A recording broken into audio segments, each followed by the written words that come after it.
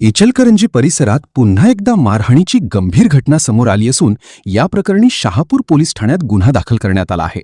शुक्रवारी दिनांक 15 मे रोजी रात्री सुमारे 9 वाजण्याच्या सुमारास खोतवाडी येथील आरोही परमिट रूम बियर बार समोर रस्त्यावर ही घटना घडली। त्यानंतर रात्री सुमारे 10 वाजता आरोपींनी फिर्यादीच्या घरात घुसून पुन्हा हल्ला केल्याची धक्कादायक बाब उघडकीस आली आहे।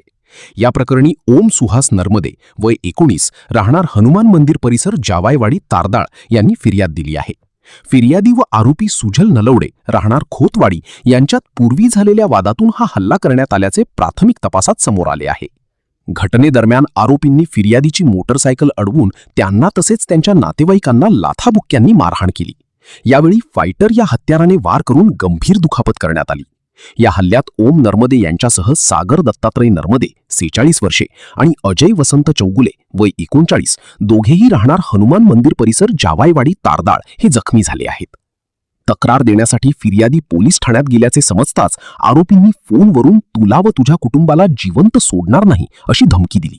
त्यानंतर आरोपींनी बेकायदेशीर जमाव जमवून 3 मोटरसायकलींवरून फिर्यादीच्या घरी जाऊन घरात घुसून पुन्हा मारहाण केली। दरम्यान ही घटना तारदाळ गावात समजताच संतप्त ग्रामस्थांनी शहापूर पोलीस ठाण्यासमोर ठिय्या आंदोलन केली। संबंधित घटनेबाबत तात्काळ गुन्हा दाखल करून आरोपींना अटक करावी अशी मागणी ग्रामस्थांनी केली।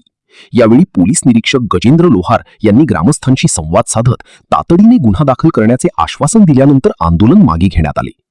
या प्रकरणी सुजल नलवडे, जय उर्फ मुन्या ओगले, यश ओगले, हेमंत मुसळे, युवराज उर्फ प्रतीक खांडेकर आणि विजय शिंदे सर्व राहणार खोतवाडी यांच्या विरोधात गुन्हा दाखल करण्यात आला असून शहापूर पोलीस पुढील तपास करत आहेत।